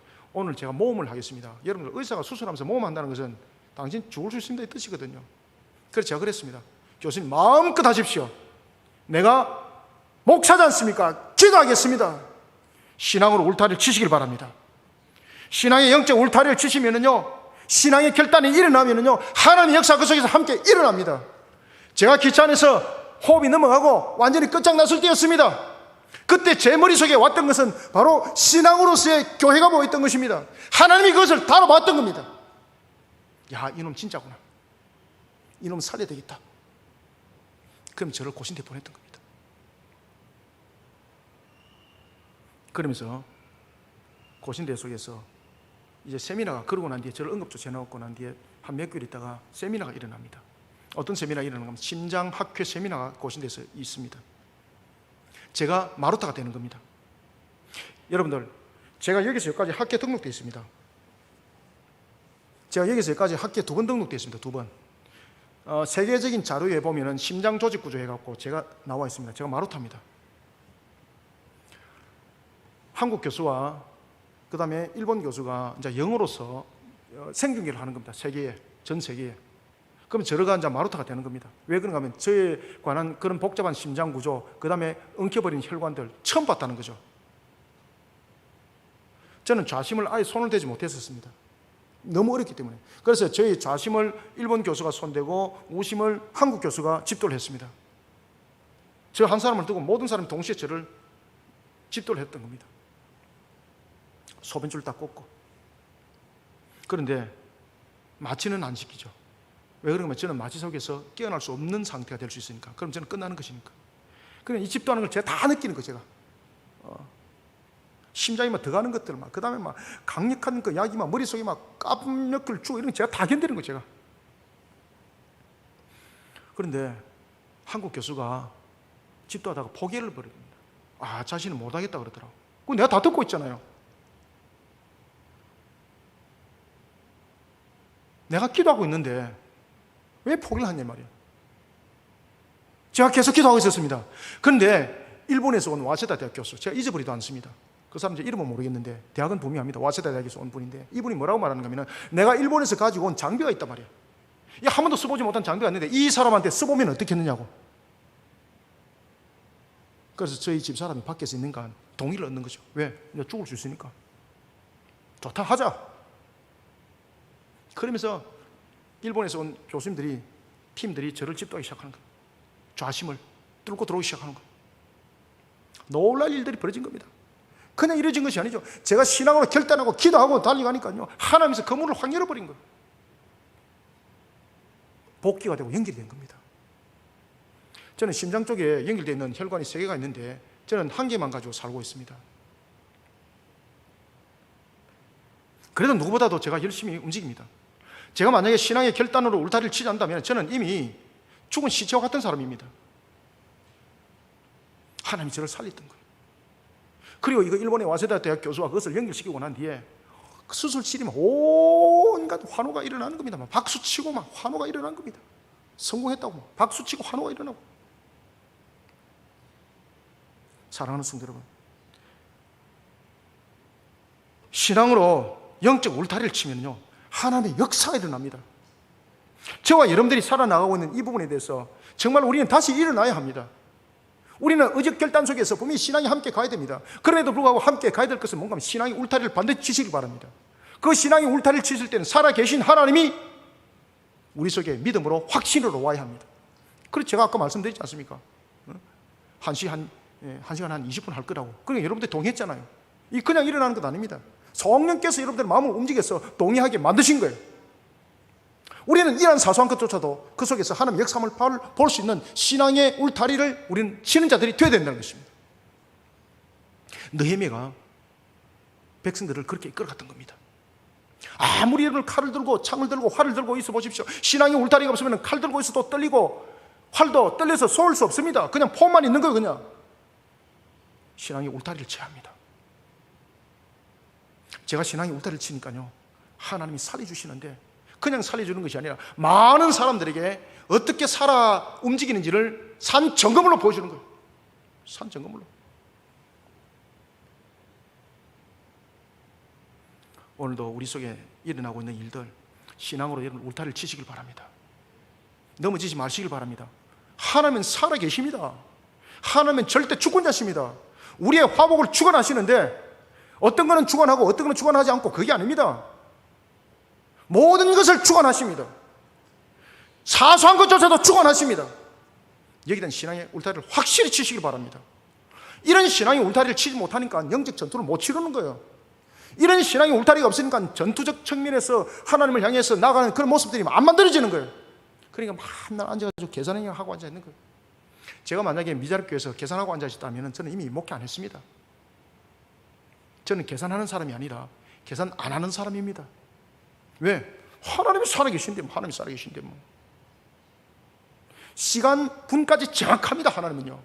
제가 여러분을 개척할 때도 그렇게 말씀드리지 않습니까? 제 생명이 끝나는 그 순간도 하나님이 저를 살릴 때 보십시오. 옆에 누구를 뒀다고요? 의사를 뒀어요. 의사를 뒀어요. 제가 데려온 것도 아니거든요. 그런데 이 의사가 얼마나 헌신적인지 내가 나중에 감사해가지고 그 사람 전화번호를 알려고 그래도 저를 응급조치해 놓고 그리고 그 사람은 내려서 간 거예요. 하나님이 천사를 붙인 거죠. 신앙으로 울타리를 치시길 바랍니다. 그 다음에 세 번째는 14절 함께 읽습니다. 시작. 내가 돌아본 후에 일어나서 귀족들과 민장들과 남은 백성에게 말하기를 너희는 그들을 두려워하지 말고 지극히 크시고 두려우신 주를 기억하고 너의 형제와 자녀와 아내와 집을 위하여 싸우라 하였느니라. 아멘. 세 번째는요, 사명감으로 자신을 다시 일으켜야 합니다. 자, 한번 공부해 봅시다. 첫 번째는 우리를 다시 일으키는 부분에서 무엇이 조건이 되어야 됩니까? 의지적 결단이 있어야 되는데 무엇이 함께 이루어져야 된다? 기도하면서. 그 다음에는 무슨 울타리를 쳐야 된다? 두 번째, 신앙의 울타리를 안 치면 절대 못 일어난다. 그 다음에는 세 번째는 사명감으로 자신을 다시 이렇게 세우시기 바랍니다. 사명감이 있어야 돼요. 사명감이. 아시겠습니까? 이 세 가지 확실히 하면요 여러분 코로나 시대에 이겨나갑니다. 무엇이 두렵습니까? 하나님께서 우리에게 주신 은혜의 터인데 코로나는 두려운 존재가 아니라 주님의 음성입니다. 모든 것을 읽어 나가셔야 됩니다. 그 속에서 코로나를 통해서 우리는 사명감을 보셔야 됩니다. 느헤미야가 방백들을 세웁니다. 그때 무엇을 줍니까? 사명을 주는 거예요. 너희들이 방백을 써야 될 이유는 무엇인가? 너희 형제를 지키기 위함이다. 너희 자녀를 지키기 위함이다. 너희 아내와 집을 지키기 위함이다. 무엇을 줬습니까? 사명을 준 거예요. 사명을. 만약에 방백을 쓸 때 네가 잘 지켜 이러면 도망갑니다. 그런데 네가 도망가면은 너의 형제와 너의 자녀와 너의 아내와 너의 집이 끝장난다. 그럼 어떻게 되겠습니까? 사명이 있기 때문에 안 가는 거예요. 도망 안 가는 거예요. 죽을 때까지 버티는 거예요. 여러분들 아시겠습니까? 내가 무너지면 가족이 무너지고 가정이 무너진다. 사명이 확실치 못하면 나의 신앙 끝납니다. 여러분들 다시 일어설 수 있는 용기조차도 의지조차도 다 끊겨버립니다. 그래서 이 세 가지가 확실히 되게 다시 일어났으려면 의지적 결단이 있어야 돼. 의지적 결단이 기도와 함께 해야 되는 것이고, 신앙의 두 번째 울타리를 쳐야 되는 것이고, 세 번째는요 사명감이 확실해야 돼요. 여러분들 사명감이. 이것이 세 개가 연결되어야 되는 것입니다. 여러분 피타고라스 정의 여러분 잘 아시죠? 피타고라스가 그 정의를 내리면서 피타고라스가 수학을 연구를 하다가 무엇이 머릿속에 생각났겠습니까? 수학을 하다 보니까 철학을 하게 되었습니다. 학문 속에서 수학 위에 철학입니다. 그 다음에 철학을 하다 보면은 인간이라는 것을 돌아보면서 하나님을 보게 되어 있어요. 그래서 철학을 깊이 가게 되면 무엇이 나타나게 되는가? 신학이 나타나는 거예요. 여러분 아시겠습니까? 그래서 신학이 최고의 학문인 거예요. 여러분 잘 아시는 피타고라스 정의도 마찬가지입니다. 우리가 삼각형이라는 것은 모든 구조적인 측면에서 가장 안정된 구조가 삼각형입니다. 어떻게 보면 우리가 만들 수 있는 형태 가운데서 가장 완전한 형태가 삼각형이라고 보시면 됩니다. 우리 신앙도 마찬가지입니다. 이런 삼각 구조가 형성이 되어야 되는 것입니다. 그때에 이 사명감이라는 부분들이 빠져버리게 되면 이 삼각형 구조가 형성되지 않습니다. 그래서 오늘 14절에 나타나고 있는 것처럼 우리에게 분명히 사명에 대한 확신이 있어야 되는 겁니다. 제가 개척하면서 전도할 때였습니다. 일반 목회자 같으면 벌써 포기하고 넘어졌을 것입니다. 그런데 저는 하나님이 주신 저에게 사명이 있었거든요. 어떤 사람들이 저보고 그렇게까지 말씀했습니다. 목사님 너무 미련하다고. 제가 이제 전도를 하면서 일으켰던 그 일들을 어떤 목사님들에게 가르쳐 드렸습니다. 목사님 이대로 해보십시오. 됩니다. 그대로 했던 목사님들은 성공을 했고요. 하다 보니까 힘들거든요. 그런데 그 일들을 전도를 하는 것도 사명이 있어야 됩니다. 그것을 어떤 방법으로 하면 끝나는 겁니다. 여러분들 아시겠습니까? 전도는 사명입니다. 그래서 저는 전도라는 말 잘 쓰지 않습니다. 저를 따라합니다. 전도는 선교다. 아멘. 선교입니다. 선교. 전도 이러니까 내가 어떤 한 측면에서 가도지대라는 것입니다. 그렇지만 선교라는 것은 주님의 명을 부여잡고 나가는 겁니다. 사람이 오든 안 오든 말입니다. 전도는 내가 어떤 목적을 채우는 측면에서 어떤 열매를 자꾸 맺으려는 그런 모습이 나타나지만 선교라는 것은 주님의 열매를 맺어가는 측면의 의미가 매우 강하게 나타나는 것입니다. 저는 전도라는 용어를 쓰질 않았습니다. 한 2년 동안 전도하러 다녔습니다. 버스 정류소. 왜 그런가 하면 저는 또 특징이 있거든요. 지역을 조사를 잘하거든요. 지역을 조사를 하면서 나이의 형성의 구조, 제가 또 전공이 있잖아요. 나이 형성에 대한 구조, 그 다음에 전체적 조직적 측면에서 사람들이 많이 가는 곳, 그 다음에 이들의 경제 구조 상태, 저는 이런 거 다 분석 다 합니다. 저는 그러한 뒤에 이 지역에서 어떻게 전도할 것인가, 이 지역에서 어떻게 할 것인가 라는 것을 분석한 상태에서 저는 일합니다. 그냥 일하지 않습니다. 그렇게 일해도, 아무리 지식적으로 일해도, 아무리 지적으로 판단을 가지고 능력으로 일해도 제가 방금 말씀드린 이 세 가지의 삼각형이 형성되지 않으면 안 됩니다. 여러분들. 그 속에 또한 중요한 것이 뭔가 하면 사명감입니다. 사명감. 전도했습니다. 안 되는 겁니다. 저도 낙마했습니다. 저는 제가 일반적 교회, 만약에 부육자로 가게 되면 1000명 이상 되는 교회가 기본이었습니다. 자그마한 교회는 청비에도 안 가려고 했었습니다. 그런데 하나님께서 저를 어디로 보냈습니까? 개척하도록 보냈습니다. 개척하도록. 저는 제가 개척하면서 청빙을 2번 받았습니다. 그때 저희 집사람이 밖에서 그 이야기를 다 듣고 있었습니다. 제 마음이 안 움직이는데 뭐 주님께서 안 움직이시는데 뭐. 그래서 제가 저를 청빙하러 2번이나 오셨는데 제가 그랬습니다. 집사님, 참 이렇게 무지하고 이런 나를 찾아오신 것만 해도 감사합니다. 그런데 주님이 명하지 않습니다. 죄송합니다. 교회에서 밥 한 그릇 챙겨드릴 테니까 드시고 가시면 감사하겠습니다. 그 이야기를 우리 집사람이 들은 거예요. 그때 참 힘들었거든요. 먹고 마시면 힘들었거든요.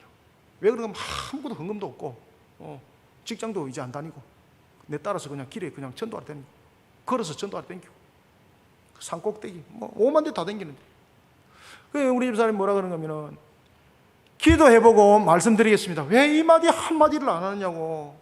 그게 제 가슴이 막 찔리더라고. 왜 기도해보고 말씀드리겠습니다. 왜 그 말을 안 하느냐고. 왜 그냥 잘라버리냐고. 그때 제가 그랬습니다. 하나님이 응답하지 않는다. 하나님이 응답하지 않는다. 하나님 내게 준 사명이 있다. 여기서 죽으라면 죽고 가라면 가는 것이다. 내 생명이 여기서 끝나면 여기서 끝나는 것이다. 어저께 총신대 이상훈 교수가 저한테 카톡이 왔었습니다. 목사님, 문미호 교수한테 이야기 들었는데 이러면서 장문에 카톡이 왔더라고요. 그래서 제가 이상훈 교수한테 제 문자 카톡을 보냈습니다. 교수님, 연락해 주셔서 감사하고 제 생명 닿는 끝까지 내 생명이 남아있는 데까지 주님께서 서시는 데까지 서게 저는 그렇게 달려갈 것입니다. 기도해 주십시오. 감사합니다. 왜 그러면 제가 이미 끝난 생명이던 것을 그분들이 봤거든요. 그 목격자거든요. 그 교수님 그분이. 여러분, 사명감이 확실한 자 하나님이 다시 이렇게 세우십니다.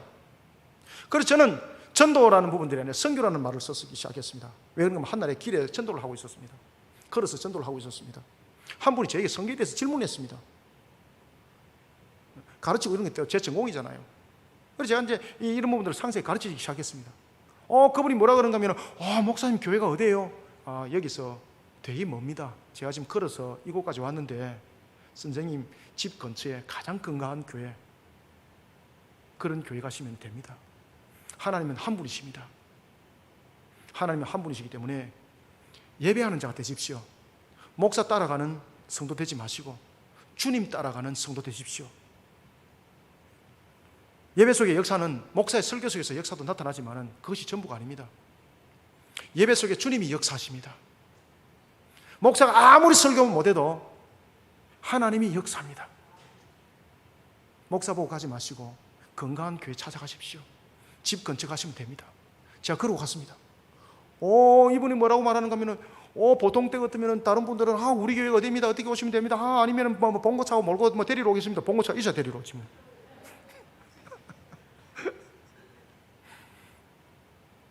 그런 이야기를 하는데 목사님은 그렇게 말 안 하십니다. 그래서 제가 드릴 말씀 그것밖에 없기 때문에 제가 그렇게 말할 뿐입니다. 그리고 제가 이제 걸어가니까 제 뒤통수 대놓고 뭐라고 말하는가 하면, 와, 내가 오늘 진짜 선교사, 진짜 선지자 만났네. 진짜 선교사, 진짜 선지자 만났네. 와, 이게 제 기회. 그래서 제가 그날 점심 먹으러 교회 가가지고 혼자서 되게 울었습니다. 하나님 감사합니다. 내가 선교사네요. 전도하는 자가 아니라 선교하는 자네요. 감사합니다. 오늘부터 전도가 아니라 선교하겠습니다. 그리고 단 한 명이 없어도 기쁨으로 선교하기 시작했습니다. 그 속에 이제 역사가 일어납니다. 그것은 이제 다음 주에 말씀드리도록 하겠습니다. 무엇보다 여러분들 중요한 것은 우리는 다시 일어서야 합니다. 다시 일어서야 될 때에 우리의 분명한 하나의 삼각 구조는 분명해야 되는 것입니다. 먼저 어저결단이 기도와 함께 일어나야 되는 것이고, 신앙으로 울타리를 치지 않으면 일어날 수 없습니다. 세상의 방법으로 일어나지 않습니다. 주님을 반드시 기억하시길 바랍니다. 신앙 속에, 제가 나중에 말씀드리겠습니다. 신앙 속에 하나님께서 그 생업을 완전히 그냥 반전시켜버린 역사가 있습니다. 금요기도 때 하나님께서 저에게 그 내용을 주시는 거예요. 그 집사님 불러서, 지금 우리 교회 권사님인데 그 내용 그대로 하기 시작했습니다. 1년 만에 하나님께서 놀라운 역사를 일으킵니다.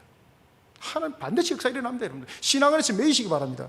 그래서 여러분들 이 코로나 시대에 집에서 전전긍긍하지 마시고요, 할 일 없으면 교회 와서 앞마당 쓸고 운하교회 뛰들이고 주변에 청소하시길 바랍니다. 그게 선교입니다. 여러분, 선교. 전당품 나눠주는 것도 선교지만은 교통정리 하십시오. 길거리 가가지고. 아시겠습니까? 그게 선교입니다. 선교. 보이지 않는 선교입니다. 역사 일어납니다. 우리에게 무엇보다 중요한 것은 이와 같이 사명감 속에서, 선교적 사명감 속에서 우리의 모습들이 움직이게 된다는 사실입니다. 오늘도 저와 여러분들의 삶이 공감이 있습니까? 물론 우리의 공감들 그것을 가지고 기도할 수는 있습니다. 그런데 주님께서 말씀하셨습니다. 내가 너희 행편을 이미 알고 있다. 그러니 너희들은 기도할 때 먼저 그의 나라와 그의 의를 위해서 입술을 열어라. 사명감을 가지라는 것입니다. 그렇기 때문에 마태복음 28장 18절부터 20절에서 지상 대위명령이라는 우리에게 사명감을 줬고, 그리고 그 사명감이 바로 사도행전 1장 8절의 말씀처럼 우리에게 예루살렘과 유대와 사마리아와 땅까지라고 우리에게 말씀을 줬던 것처럼 예루살렘이라는 우리의 지역의 복음화와 유대라는 나라와 민족의 복음화와 사마리아라는 소외된 자를 향해서 가야 되는 겁니다. 그래서 헐벗은 자, 고아, 과부는 우리가 의무적으로 돌아봐야 합니다. 하나님의 형상을 돌아봐야 합니다.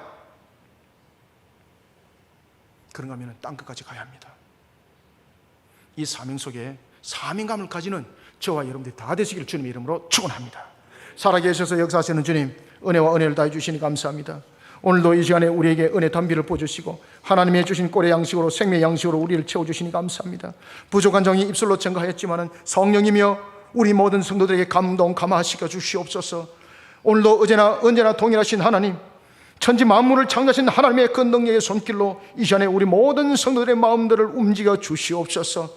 에스겔서의 복된 소낙비를 부어주시고 마른 뼈가 살아났던 놀라운 역사함들이 이 시간에 함께 일어나게 역사하여 주옵소서. 부족한 종이 다시 일어나는 주제를 가지고 말씀을 정했지만 어찌 사람의 모습으로 감동 감화가 되겠습니까? 성령이며 이것이 이 한날에선 금의 말씀이 되고 혼과 육과 골수를 찔러 쪼개 주님의 역사 나타나게 하여 주옵소서. 살아계신 하나님 아버지, 오늘도 주신 말씀으로 하늘의 문이 열리고 놀란 역사함이 일어나게 하여 주시옵소서. 예수님의 이름으로 기도드립니다. 아멘.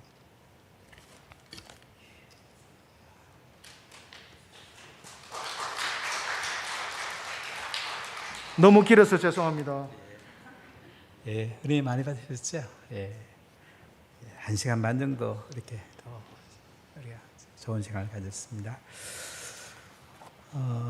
이제 다음 주는 구정이죠. 자, 추석인가요? 추석.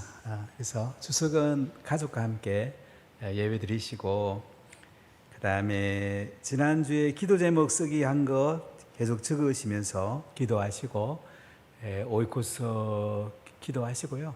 10월 마지막 수요일 날 우리가 시네마데이를 합니다. 교회에서 우리가 이제 시설이 좋기 때문에 초청해서 시네마데이를 할 테니까 그렇게 하고 가셔서 또 식사도 하시고 그러면 좋겠고요. 다음 주는 이제 수요일 예배는 가정과 함께, 그 다음 주에 우리 조윤호 목사님께서 말씀해 주시겠습니다. 넉넉하게 1시간 반 정도 해도 괜찮죠? 예, 그렇게 은혜 받도록 하겠습니다. 그리고 이번 금요일 날은 신경보 선교사님, 태국 선교사님입니다. 지금 카페 하시면서 선교하고 계신데 또 은혜 받는 시간에 많은 은혜 받으시기를 바랍니다. 오늘 3회 셀리드들은 이제 그 셀리드 보고서 내시고요. 오늘은 조금 일찍 보내드리겠습니다. 좀 기도하시고 이렇게 가시면 되겠어요. 우리 전사님에게 보고서 내시고, 또 셀 사역 9월 달에는 그 코로나 없는 것과 같이 코로나 이기면 되거든요. 우리가 꼭 그렇게 하시면서 영혼을 돌보고 사랑하고 세워가는 거, 이게 최고의 복입니다. 그것 때문에 저도 목회하게 되었고, 땅에서 그보다 더 가치 있는 게 어디 있겠습니까? 이 은혜를 같이 누렸으면 좋겠고요. 제가 기도하고 마치겠습니다. 하나님, 이곳에 성령을 충만히 부으시고 다시 일어나야 합니다. 주제로 느헤미야 4장 말씀을 통해서 의지의 결단, 기도와 함께 의지의 결단을 가지고 또 신앙의 울타리를 치고, 그리고 사명감을 가지고 다시 일어나게 하시고, 다음 주 수요일은 가족과 함께 지나고, 그 다음 주에 우리 또 조목사님을 통해서 큰 은혜의 시간에 또 많은 분들이 와서 은혜 받고 성령 받고 사명에 불타고 기뻐하고 감사하고 하나님 나라를 위해서 존귀하게 써주시기 원합니다. 우리 그리시민교회를 축복하시고 하나님 말씀에 순종할 때에 축복의 은혜가 늘 넘치는 교회 되게 하시고, 또 부산을 넘어 또 한국의 세계에 큰 영향을 미치는 아름다운 교회 되기를 소원합니다. 운하교회를 축복하시고 한국교회를 세우고 세계교회를 세우는데 존귀하게 사용해 주시기 원하며 우리 마을장 셀리더 인턴들에게 성령을 부으시고 참 영혼을 돌보고 그들을 사랑하고 복음을 전하고 사람을 세워가는 것이 인생의 가장 큰 가치고 복인데 이 은혜를 누리는 사랑하는 리더들을 다 되기 원합니다. 마음껏 축복하시고 기름 부어 주옵소서. 지금 우리 주 예수 그리스도의 은혜와 하나님의 크신 사랑과 성령의 통하심이 오늘 다시 일어서야 합니다는 말씀을 듣고 또 다시 일어서서 의지의 결단, 기도로 하나님께 나가고 또 신앙의 울타리를 치고 사명에 불타서 영혼을 돌보고 세우고 하나님 나라의 영광을 드러내기를 소원하는 운하가족과 또 그리심교회 또 한국교회 대한민국 선교지 위에 영원 무궁토록 항상 함께 있을지어다. 아멘. 한 3분 이상 기도하시고 돌아가